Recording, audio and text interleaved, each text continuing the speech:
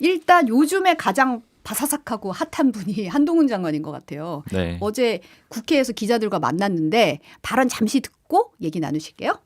세상 모든 길은 처음에는 다 길이 아니었습니다. 많은 사람들이 같이 하면 길이 되는 거죠. 공공선을 추구한다는 한 가지 기준을 생각하면서 살아왔고요. 그 과정에서 누구를 맹종한 적 없고 앞으로도 그럴 겁니다. 저는 어제 발언을 사실은 이제 유튜브 라이브 중계가 많이 걸렸더라고요. 실시간으로 이 네. 발언들 보면서 이제 사실상 비대위원장이 오면 수락을 하겠다. 뭐 이런 약간 느낌을 좀 받았어요. 어떻게 보셨어요? 네, 저도 비슷하게 아니 사실은 그렇게밖에 해석이 안 되는 답변이었는데 이제 방금 들으셨는데 저게 뭐에 대한 답변이었냐면 정치 경험이 없다라는 그런 비판이 있다. 그러니까 정치 경험이 없는데 어떻게 국민의힘에 가서 당대표 격인 비대위원장을 맡을 수 있느냐 이런 비판에 대해서 어떻게 생각하느냐 이렇게 물어보니까 네. 저렇게 얘기를 한 거거든요. 근데 방금 들으신 거는 그 루신의 소설 단편 소설 고향의 대목을 인용을 한 거고요. 이건 이제 한동훈 장관 본인도 인정을 했습니다. 나중에 기자들이 그 소설을 인용한 거냐 이렇게 물어보니까 많이 아는 거 아니에요? 뭐 이렇게 얘기를 했으니까 네. 인용을 한 것도 맞고요. 다시 한번 표현을 좀 그 전체적으로 다 전해드리면은 그 질문이 나오니까 일반론이니까 일반적인 제 생각을 말하겠다라고 하면서 방금 했던 그 얘기를 하는 거거든요. 그러니까 결국에는 자기가 처음 하기는 하지만 뭐 처음 하는 게 오히려 더 잘할 수 있다 이런 취지로도 읽히고요. 그리고 경험이 부족해서라기보다 과도하게 계산하고 몸살일 때 진짜 위기가 오는 경우가 더 많았다 이렇게도 얘기를 하거든요. 네. 그러니까 본인은 너무 많이 계산하지 않고 몸도 안 사리겠다 이런 취지로 읽히기 때문에 비대위원장직을 이제 할 수 있다라는 그런 의도로 읽히는 겁니다. 몸살이지 않겠다. 근데 이게 굉장히 중요한 게 한동훈 장관이 요 비대위원장직에 대해서 얘기한 바가 없었고요. 사실은 이제 저도 그냥 정치권 국민의힘 쪽 사람 말고 뭐 민주당 쪽이나 아니면 이제 정치권 아닌 쪽에 있는 사람들 만나면은 그 얘기를 가끔 질문이 있더라고요. 한동훈 그 국민의힘에서 계속 한동훈 비대위원장론을 이제 논의를 하고 있는데 그거를 한동훈 장관은 꼭 해야 되는 거냐. 그러니까 제안이 오면 국민의힘에서 추대하자 이렇게 의견이 모아지면은 한동훈 장관은 무조건 받아야 되는 거야? 이렇게 물어보는 사람들이 있더라고요. 그러니까 우리가 좀 그래서 본인은 그래서 한대요. 뭐 이런 식으로 궁금하잖아요. 맞습니다. 네. 그리고 사실은 안 좋다라는 평가들도 좀 있는 거거든요. 한동훈 장관이 비대위원장을 했을 때 이게 국민의힘 입장에서 좋을 수도 있겠지만 한동훈 장관 본인 입장에서는 뭐 상처가 많이 날 수도 있다. 또 야당이랑 전면에서 싸워야 되는 거 부담이 될 수도 있다. 김종인 전 비대위원장도 사실 오늘 라디오 인터뷰에서 맞아요. 그런 그리고 얘기를 했죠. 사실 뭐 가장 국민의힘 네. 입장에서는 선택지가 별로 없어 보이는데 한동훈 장관 입장에서는 좋은 선택지가 아닐 수 있다. 뭐 이런 얘기 하시더라고요. 맞아요. 그리고 조금 더 뭐 돌아가서 다시 한번 얘기를 짚어보면은 예전에 김기현 대표가 결과적으로는 지금 물러나서 전 대표가 됐는데 지금 뭐 그 과정이 미스터리로 좀 남아있는 면도 있는데 용산 소위 이제 윤석열 대통령은 김기현 대표가 대표직은 유지하고 그리고 이제 지역구는 불출마하는 이런 그림을 원했다라고 하잖아요. 처음에. 네, 근데 네. 결과적으로는 그 과정에서 뭐 여러 가지 이제 협상이라던가 아니면 소통 오류가 나가지고 이게 잘 안 되면서 이제 김기현 대표가 물러나게 됐는데 그럼 왜 그런 체제를 원했느냐. 그러니까 김기현 대표 체제를 왜 원했느냐. 한동훈 장관은 어쨌든 정치권으로 갈 거였거든요. 그럼에도 불구하고 원했던 이유 중에 하나가 이제 분석되는 게 한동훈 장관이 바로 전면에 서게 되면은 이 공격받을 포인트가 너무 많다라는 거예요. 예를 들어 대표적으로 지금 당장 예산해야 되고 뭐 예산 같은 거에 이제 원활하게 되고 있는 편인데 그 다음 단계는 뭐 김건희 여사 특검 포함해가지고 국정조사라든가 야당이랑 싸워야 되는 문제들이 많거든요. 네. 지금 당장 이런 것도 질문이 나오고 있는 거고요. 이런 거는 김기현 대표가 다 처리를 해주고 그다음에 본격적으로 공천 국면에 들어가서 선거운동을 할 때 그때 한동훈 장관이 짜잔하고 나와서 뭐 예를 들어 꼭 당대표가 아니더라도 그냥 뭐 비례대표를 받든 여하튼 뭐 강남의 공천을 받더라도 나서 이제 돌아다니면서 선거운동만 해주면은 제일 좀 좋게 등장할 수 있는 그림이 될 수 있다라는 선거의 얼굴로 이제 상징적인 인물로 등장하는 게 더 그렇죠. 그림이 좋겠다라고 판단을 했던 거다. 맞아요. 근데 이제 그렇기 때문에 꼭 비대위원장을 맡아야 되냐 이런 얘기들이 있는 건데 이제 결과적으로 어쨌든 뭐 가는 쪽으로 정리는 좀 된 것 같고요. 그래서 요 이제 발언 같은 것도 보면은 결국에는 한동훈 장관이 비대위원장을 맡을 의사가 있다라고 보이는 그런 내용이라서 좀 중요한 거고요. 네. 그리고 저는 이제 어제 발언 중에 총 4가지가 중요하게 보였는데 방금 말씀드린 게 제일 중요하고 또 하나는 이거예요. 민주당에서 윤석열 아바타라는 비판이 나온다. 이런 질문을 받았어요. 네. 그랬더니 한동훈 장관이 이것도 방금 들으셨는데 저는 공직 생활하면서 그 누구도 맹종한 적이 없고 앞으로도 그럴 거다. 이렇게 얘기를 하거든요. 이게 윤 대통령과의 관계에 대해서 얘기를 한 겁니다. 그리고 또 하나 좀 주목이 됐던 거는 그 김건희 여사 명품백 그 이제 받은 그 의혹 있잖아요. 네네. 그러니까 여기에 대해서도 역시 질문을 받았어요. 네. 이제 그랬더니 여기에 대해서는 뭐 그냥 이제 법 앞에 다 만인이 평등하다 이런 원론적인 얘기를 한 다음에 그 다음에 하는 얘기가 이거는 몰카 공작이라는 거는 맞다. 이제 이렇게 얘기를 하거든요. 네. 결국에는 이제 좀 부정적인 입장을 보인 걸로도 보입니다. 이제 두 가지가 있었어요. 김건희 여사 의혹 이제 명품 가방 수수 의혹이랑 특검법에 대해서 입장을 두 개 다 밝힌 네. 건데 이제 김건희 여사 특검법 관련해서는 이제 법 앞에서 예외는 없다고 하면서도 악법이다라고 규정을 했더라고요. 네, 민주당이 선전선동하기 좋게 만들어진 악법이다 이렇게 표현을 했거든요.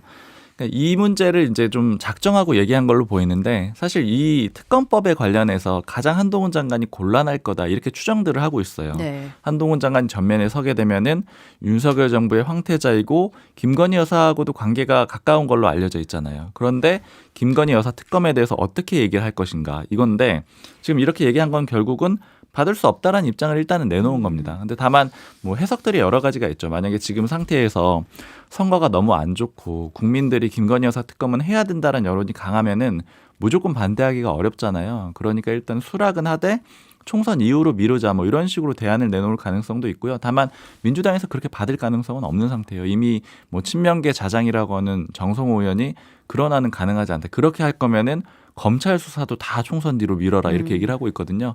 그러니까 서로 뭐 협상은 안 될 상황인 거죠.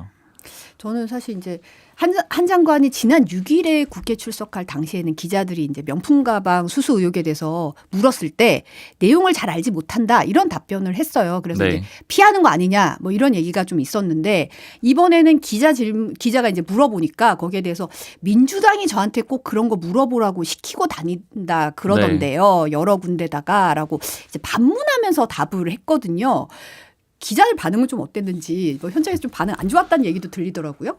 네, 사실은 현장에서 항의가 나올 수도 있었겠다 싶은 이제 발언인데 왜냐하면 충분히 계속 의혹이 나오는 상태고 뭐 예를 들어서 어제는 뭐 참여연대에서도 권익위원회에 신고하기도 했었거든요. 네. 그러니까 이제 계속 이슈가 되는 것들이고 기자들이 이걸 못 물어볼 질문인가라고 다시 한번 생각해 보면은 그런 질문은 아니에요. 그렇죠. 그러니까 질문할 수 있는 질문인데 거기에 대해서 민주당이 시켰냐 이제 이렇게 반응을 했으니까 사실은 반응은 좋지 않았어요. 그러니까 현장에서 바로 항의할 정도는 아니었지만 이제 나중에 이제 기자들 얘기를 들어보니까 왜 저런 이제 대응이 나왔는지 잘 모르겠다. 한동훈 장관이 좀 예민하게 보는 거 아니냐 뭐 이런 얘기들도 좀 나왔고요. 아마 앞으로 한동훈 장관이 국회로 오게 되면은 이제 이런 질문에 노출되는 일이 굉장히 좀 많을 거거든요. 네. 왜냐하면 이제 지금은 부처의 장관이잖아요. 부처 장관은 출입 기자들이 보기가 사실 생각보다 굉장히 어렵습니다. 그래서 예를 들어 뭐 간담회 같은 거를 잡아가지고 뭐 한 달에 한 번 정도 보거나 아니면 뭐 좀 이제 그 잘 밀접하게 만나는 장관 같은 경우에는 더 빈번할 수는 있는데 대부분 만나기가 힘들거든요. 근데 국회에서 국회의원들은 회의할 때 지나가다가 만나고 아니면 회관 가서 기다렸다가 만나고 노출이 훨씬 훨씬 작고 그리고 또 국회 기자들이 질문할 게 있으면은 이제 항상 뭐 회관 앞에 기다리고 이런 식으로 해서 노출이 많이 되거든요. 그러니까 이제 질문을 앞으로 좀 많이 받게 될 텐데 이렇게 되면은 이제 앞으로 뭐 한동훈 장관이 이런 식의 대응을 하게 되면은 조금 더 갈등도 있을 수는 있을 것 같아요. 네. 오늘도 이제 예결위 때문에 출석을 했는데 오늘 발언은 좀 어떤 게 나온 게 있나요? 오늘 100불은 생략할게요. 100불은 이제 100브리핑이라고 해서 질의응답 이제 간략하게 하는 걸 얘기하는데 생략하겠다라고 하면서 넘어갔고요. 어제 발언들이 사실은 굵직한 게 거의 다 나왔거든요. 네. 그래서 이제 더 이상은 추가적인 얘기는 안 하는 것 같아요. 내가 말을 너무 많이 하고 있지 않냐 이렇게 얘기를 했다고 하는데 이제 이런 굵직한 발언에 대해서 너무 연속으로 얘기하는 거 좀 부담이 될 수도 있고 말을 좀 네. 아끼는 분위기가 보이더라고요. 이제 지난 월요일에 사실은 이제 국민의힘에서 국회의원과 당협위원장 연석회의 열었는데 이 자리에서 격론이 벌어졌다 이런 후문이 들리고 또 뭐 결론을 내지 못했다 이런 얘기도 나오고 오늘은 윤지혁 당대표 권한대행이 지금 여의도에서 상임고문단 만나서 오찬간담회 가지고 있잖아요. 맞습니다. 어떻게 보면 절차상으로 굉장히 신중하게 접근하고 있다 이런 느낌을 좀 받았어요. 네, 절차를 이제 정당성을 계속 확보하는 과정이라고 좀 볼 수가 있는데 지난 14일에 중진 의원하고 이제 지도부가 연석회의를 했고요. 그다음에 그 다음 날인 15일에 의원총회 했고요. 그다음에 그제는 이제 당협위원장들하고 국회의원들 모여가지고 200명 넘게 모여서 연석회의 했고 그다음에 오늘은 또 상임고문들하고 만난 거잖아요. 그러니까 이런 과정들이 굉장히 길게 가져가면서 의견을 수렴하는 그림을 굉장히 좀 도드라지게 보여주는 그런 상황이고요. 네. 그럼 왜 이렇게 하느냐 이거 좀 한번 짚어봐야 되는데 일단 윤재욱 원내대표가 사실은 당대표 권한대행이어가지고 그 절차상으로 보면 당원 당규상으로 보면은요 그냥 지명을 한 다음에 본인이 네. 전국위원회라는 거기만 거치면 돼요. 전국위원회 의결만 거치면 되니까 사실은 그냥 한 단계만 거치면 되는 거거든요. 그럼에도 불구하고 이렇게 여러 단계를 거치고 있다라는 건 일단 첫 번째는 한동훈 장관이 실제 오게 된다라고 하면은 힘을 좀 실어주겠다 이렇게 볼 수 있는 거고 두 번째는 이걸 좀 뒤집어서도 볼 수가 있는데 예전처럼 그 소위 말하는 윤 대통령의 힘, 그러니까 윤심의 힘이 그렇게 강하지 않다. 아. 왜냐하면 윤 대통령의 힘이 만약에 강했다라고 하면은 네.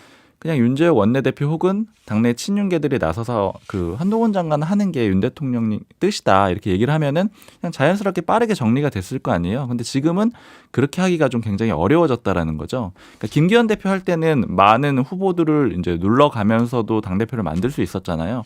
근데 지금 상황은 이렇게 여의치가 않다라는 거고 그리고 그게 더 좀 확연하게 느껴지는 거는 한동훈 장관 말고 사실은 그렇게 대안도 많은 상황은 아니거든요. 물론 네. 이제 후보군들은 많긴 한데 누가 이렇게 좀 도드라지고 새로운 인물이냐라고 하면 많지 않은데 그럼에도 불구하고 당내 반발도 만만치 않고 그리고 이제 이런 여론들이 꽤 세다라는 거 그런 것들을 좀 볼 수가 있는 거고요.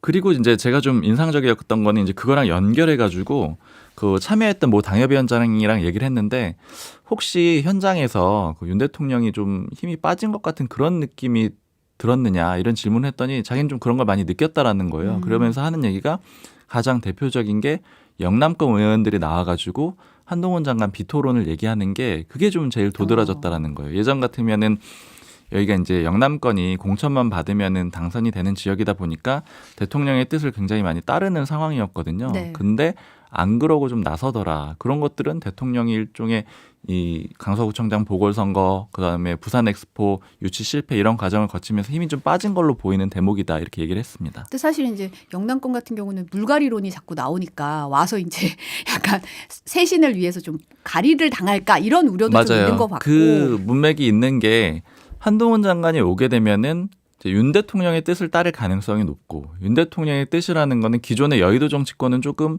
바꿔야 된다, 쇄신해야 된다 이런 뜻이 있다라고 알려져 있잖아요. 네.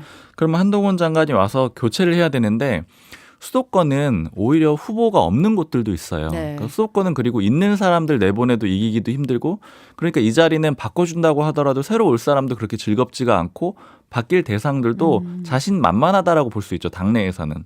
그러니까 결국에는 영남권을 바꿔야지만 거기에다 이제 새로운 인물도 넣고 교체가 가능한데 그러다 보니까 영남권에서는 이제 비토하는 그런 목소리도 있는 거고요.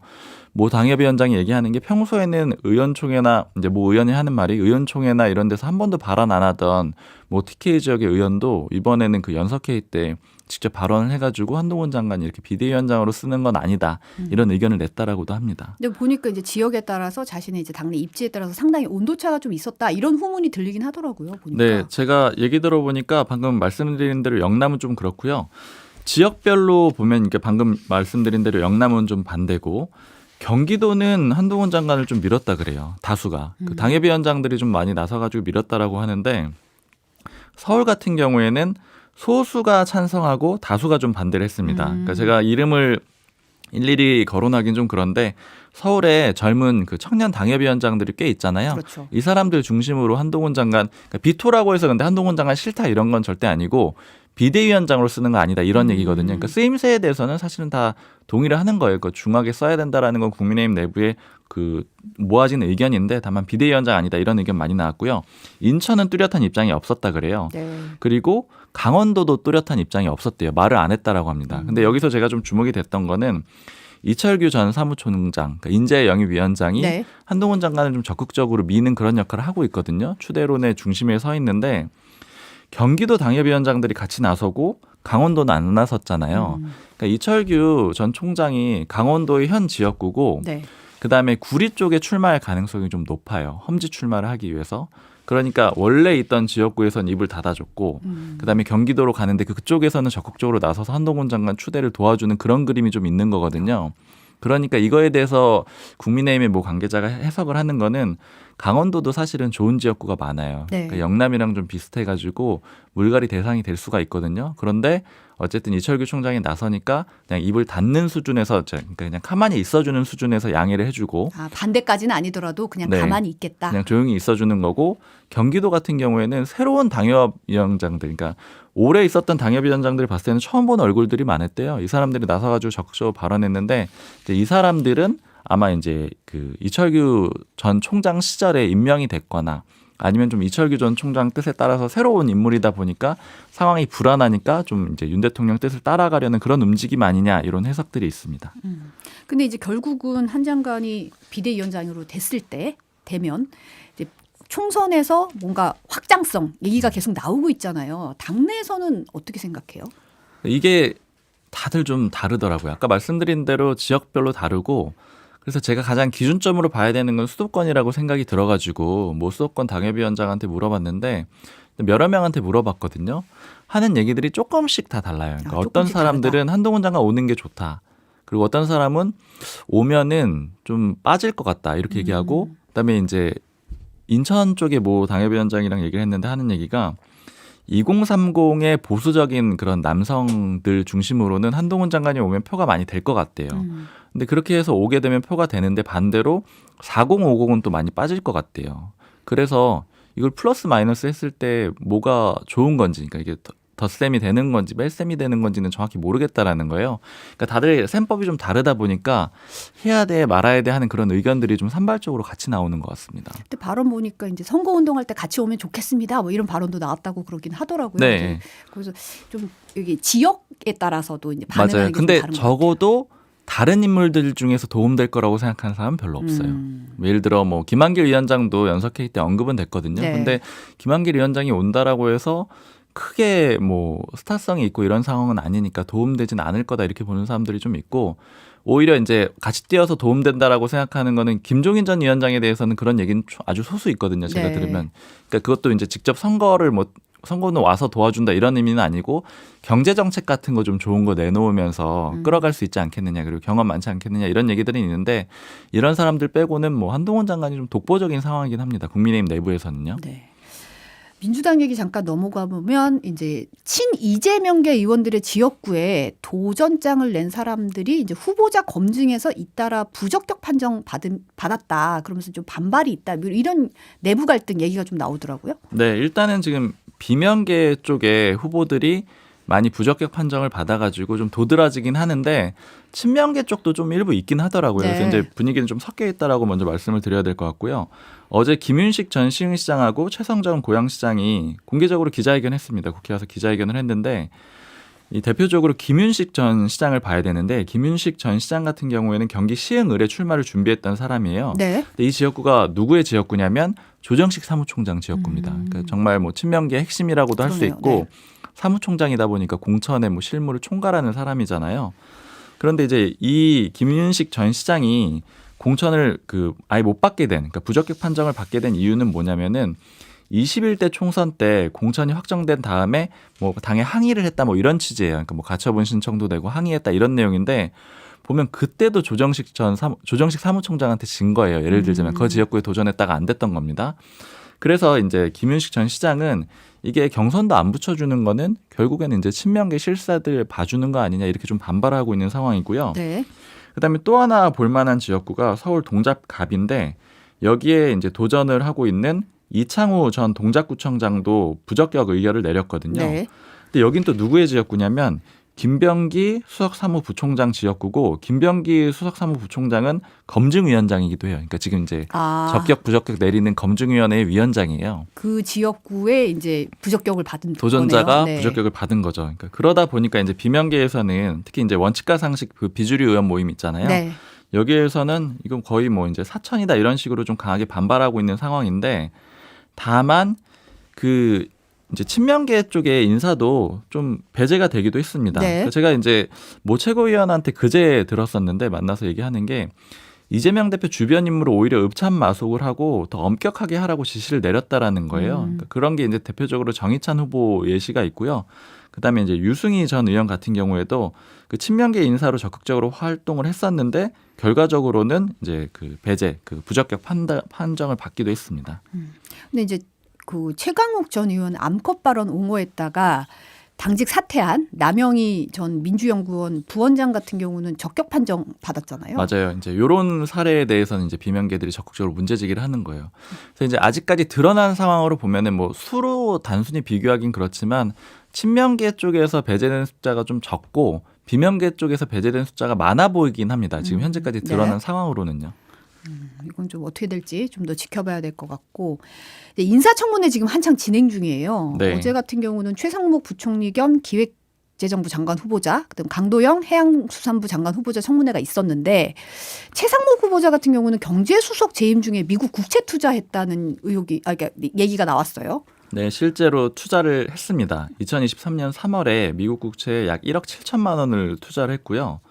이게 아무래도 경제수석 이게 사실은 이제 공직자들의 미국 주식에 대해서 어떻게 봐야 되느냐, 왜냐하면 이제 국회에서도 약간 고민들이 있었어요. 네. 원래 야당에서도 미국 주식은 좀 그 연관성이라고 할까요? 이런 게 좀 적다라고 보이지니까 이제 비판할 지점이냐 아니냐 이런 얘기들이 있었는데 사실 경제수석 같은 경우에는 다른 나라의 이제 경제 금융 수장들도 다 만나게 되고 이렇게 돼 있는 거잖아요. 그렇죠. 그러니까 아무래도 이런 점 때문에 비판을 많이 받았고요.